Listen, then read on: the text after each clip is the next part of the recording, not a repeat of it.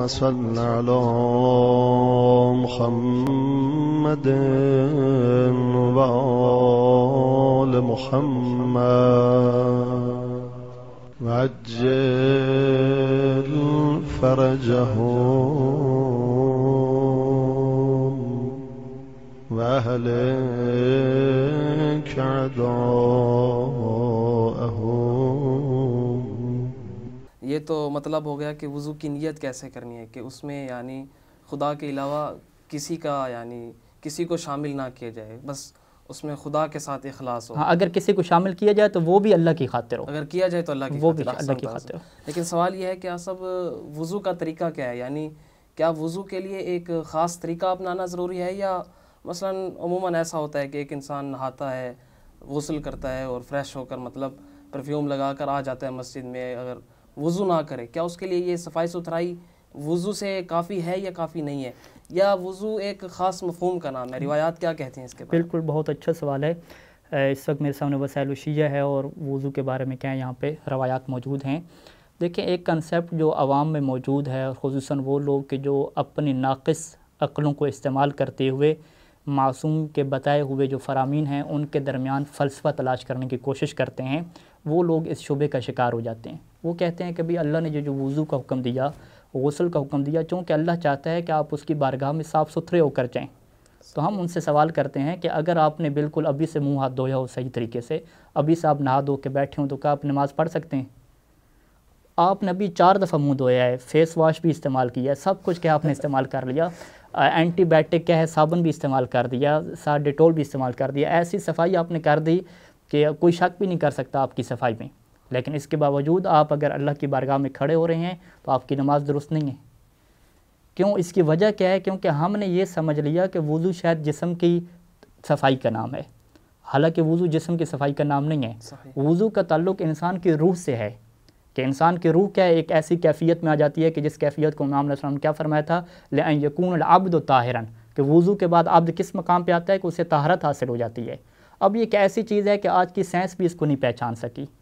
اور بالکل میں تو یہ کہا کرتا ہوں کلاس میں کہ جب ہم معصوم کی ذات کو پہچاننے کی کوشش کرتے ہیں تو ہمارا ذہن عاجز ہے، نہیں پہچان سکتے. اور ذہن کیوں نہ عاجز ہو؟ کیونکہ معصوم کے بتائے ہوئے فرامین کے پیچھے جب ہم فلسفے کو نہیں پہچان سکتے تو پھر معصوم کی ذات کو ہم کیسے پہچان سکتے ہیں؟ تو لہٰذا ہمارے سامنے روایات ہیں کہ جس میں جو ہے وہ داود بن فرقد یہ کہتا ہے کہ میں نے امام علیہ السلام سے یہ سنا کہ امام فرما رہے تھے کہ اِنَّ لِلْوُضُوِ حَدًّا مَنْ تَعَدَّاهُ لَمْ يُؤْجَرْ، کہ وضو کی حد بندی کی گئی ہے، جو اس حد بندی سے تجاوز کرے گا اسے اجر نہیں ملے گا. اور پھر فرماتے ہیں کہ میرے والد یہ فرمایا کرتے تھے کہ وضو کی حد کیا ہے، پھر وہ آگے کیا ہے طریقہ اس کا کیا ہے سارا بیان کرنا شروع کیا.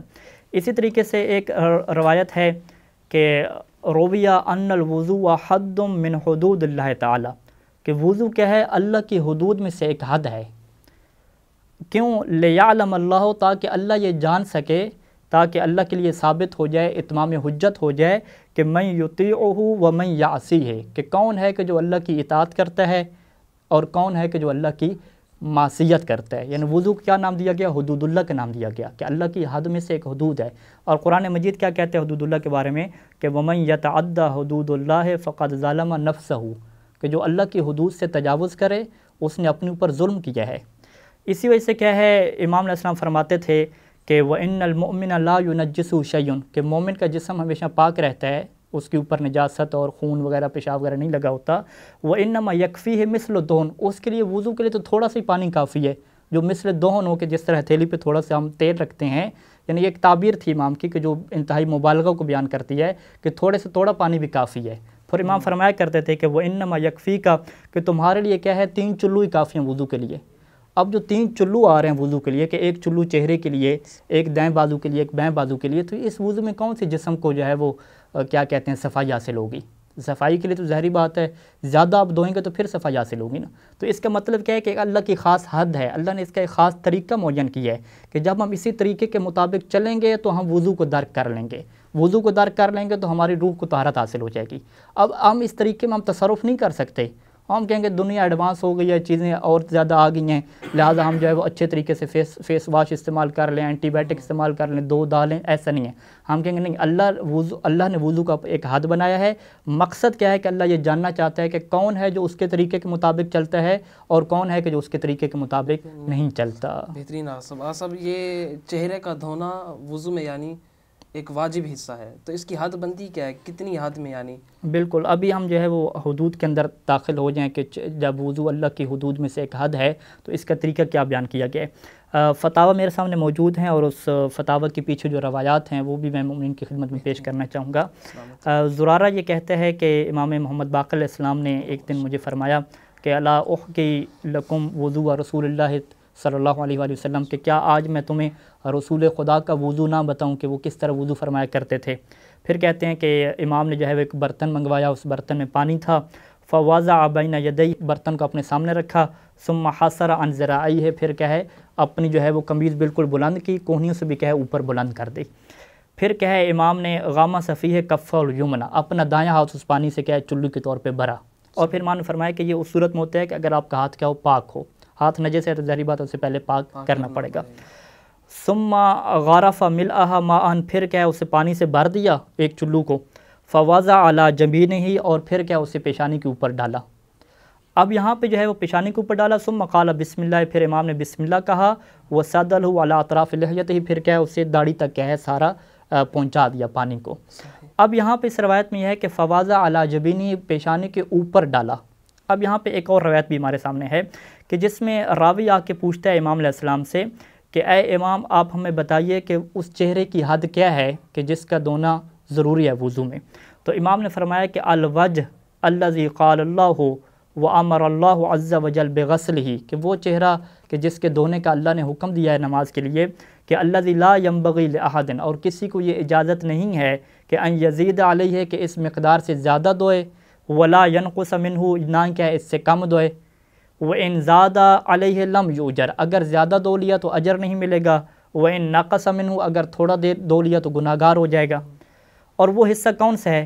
ثُمَّ عَاصِمَ مَا دَارَتْ عَلَيْهِ الْوُسْطَى وَالْإِبْهَامُ، کہ اگر آپ اس کی عرض کے اعتبار سے دیکھیں، چوڑائی کے اعتبار سے دیکھیں تو مَا دَارَتْ عَلَيْهِ الْوُسْطَى وَالْإِبْهَامُ، کہ ایسی مقدار کہ جس کے اوپر انگوٹھا اور جو آپ کی وسطی درمیانی انگلی ہے، کہ وسطی اور درمیانی انگلی چہرے کے جس حصے کو کور کر لے وہ کیا ہے ایک حد ہے، اور یہ حد کہاں سے شروع ہوتی ہے؟ من قصاص شعر الرأس الی الذقن، قصاص شعر، یہ جو تعبیر ہے امام علیہ السلام کی، قصاص شعر کہتے ہیں پیشانی کے بال اگنے کی جگہ، صحیح۔ اور اس کو جو ہے وہ ایک اور امام کی روایت میں اس سے تعبیر کیا گیا ہے، اول شعر سے تعبیر کیا گیا ہے کہ جو پہلا بال جو ہے وہ انسان کی پیشانی پہ اگ رہا ہے وہاں سے کیا ہے پانی ڈالنا ہے الی آخر الوجہ۔ صحیح۔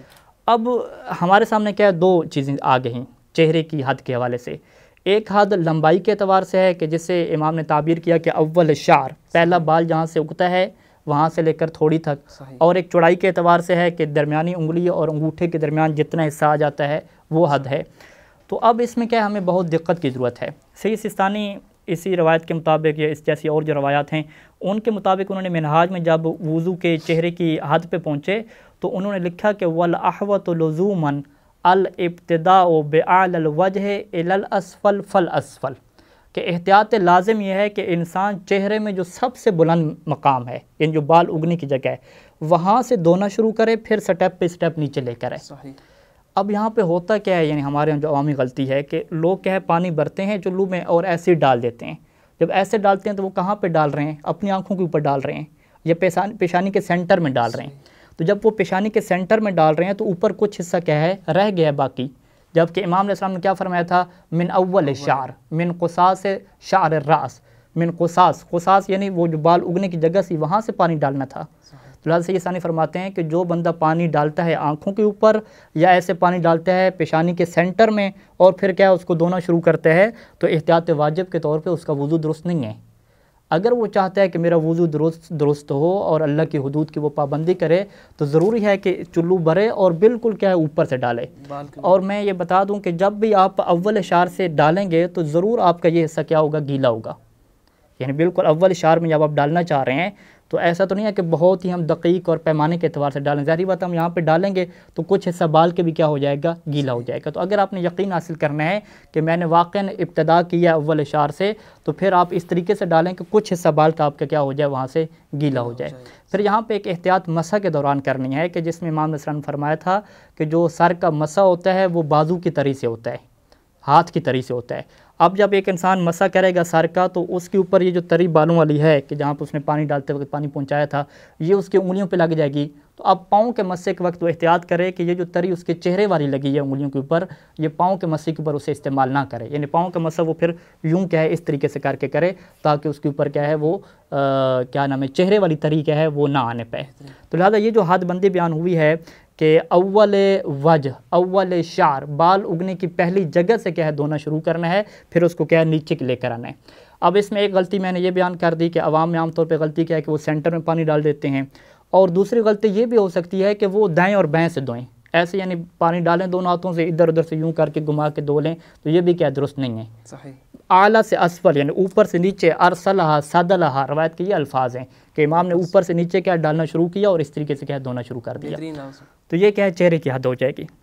یہ سب چہرے کی حد بندی ہو گئی. دائیں اور بائیں بازو کی کیا؟ جی دائیں اور بائیں بازو کے اعتبار سے بھی جو امام علیہ السلام نے حد بندی بیان کی کہ اسی روایت میں کہ جب امام باقر علیہ السلام رسول خدا کا وضو بیان فرما رہے تھے صحاب کو, تو امام نے کیا فرمایا کہ پھر رسول خدا نے پانی لیا اور چہرہ دھو لیا. چہرہ دھونے کے بعد پھر روایت کے یہ الفاظ ہیں کہ ثم وضعہ یعنی پھر ثم غمس یدہ الیسریٰ, پھر جو بایاں ہاتھ ہے وہ پانی کے اندر ڈالا, فغرف بہا ملأہا, پھر کیا ہے اس کو بھر لیا, ثم وضعہ علی مرفقہ الیمنی, پھر پانی کو ڈالا اپنی دائیں کوہنی کے اوپر, یعنی دائیں کوہنی کے اوپر ڈالا.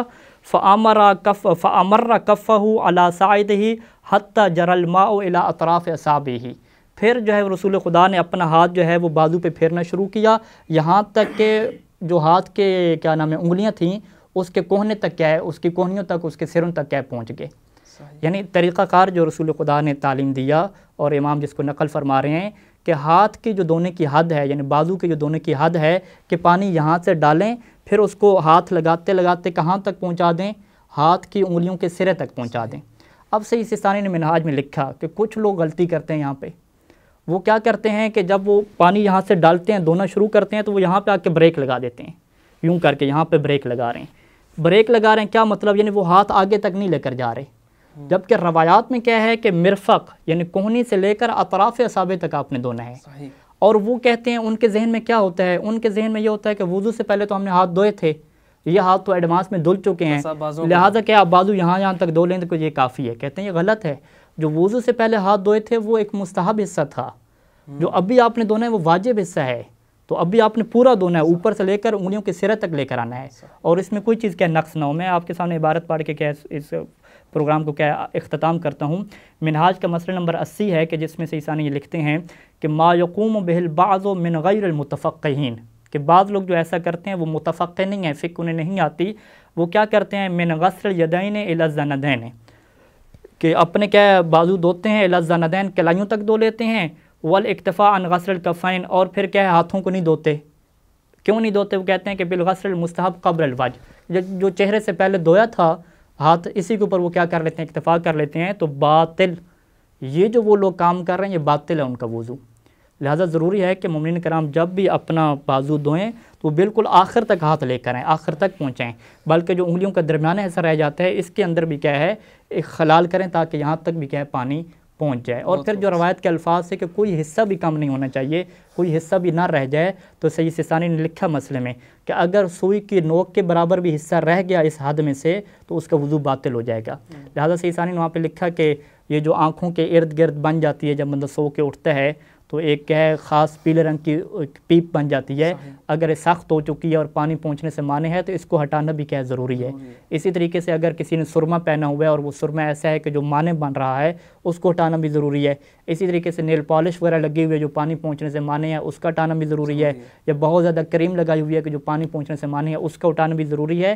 کیونکہ امام علیہ السلام نے فرمایا تھا کہ اگر ایک حصہ بھی رہ گیا تو انسان گناہ گار ہو جائے گا اور اس کا وضو کیا ہو جائے گا, باطل ہو جائے گا. بہترین. صاحب نے بھی ایک بات کہی کہ وضو سے پہلے ہاتھوں کا دھونا مستحب ہے, تو بعض افراد کو دیکھا ہے کہ وہ پاؤں بھی دھوتے ہیں، تو اس پاؤں دھونے کے بارے میں کیا نہیں، حکم ہے؟ پاؤں دھونے کے بارے میں ہمارے پاس کوئی نہیں روایات وغیرہ. اگر ایک انسان پاؤں دھوتا ہے اور نیت یہ کرتا ہے کہ اللہ نے مستحب کہا ہے تو یہ تو واضح طور پہ اللہ پہ الزام لگانے والی بات ہے. ہم کہیں گے آپ کے پاس نہ وحی نازل یعنی ہوئی، نہ مستحب بھی نہ نہیں ہے؟ مستحب بھی نہیں ہے. فقط کس باب سے مستحب ہے؟ وہ کہے کہ چونکہ اللہ کو صفائی پسند ہے لازم اپنے پاؤں صاف کرنے کی خاطر دھو رہا ہوں. صحیح. اگر یہ نیت ہو کہ پاؤں صاف کرنے کی خاطر دھو رہا ہوں تو یہ وہ ایک ثواب کا کام حاصل کر لے گا. بہترین لیکن اگر نیت یہ ہے کہ یہ وضو کا حصہ ہے، نہیں تو ایسا وضو کا یہ حصہ کیا ہے ہمارے یہاں بہترین نہیں سب ہے. بہت خوب، سب سلامت رہے. تو ناظرین، اسی کے ساتھ ہماری آج کی یہ نشست اپنے اختتام کو پہنچی کہ جس کے ضمن میں ہم نے جانا کہ وضو کی نیت کا معنی کیا ہے، یعنی کہ انسان قربتاً الی اللہ، اس میں اخلاص ہونا چاہیے، یعنی کسی غیر کو اس میں شامل نہ کرے. ہاں اگر کر بھی لیتا ہے تو وہ شامل کرنا بھی قربتاً الی اللہ ہو، یعنی خالصتاً الی اللہ ہو. اس کے بعد آقا صاحب نے جیسا کہ بیان فرمایا کہ چہرے کی کیا حد بندی ہے اور پھر بازوں کی کیا حد بندی ہے، لیکن ایک سوال اپنی جگہ پر ابھی بھی باقی ہے کہ مسح کرتے وقت انسان کو کہاں سے اسٹارٹ کرنا چاہیے اور کہاں ختم کرنا چاہیے. تو اس سوال کو رکھتے ہیں اپنی اگلی نشست کے لیے. رہیے ہمارے ساتھ. اللہ حافظ.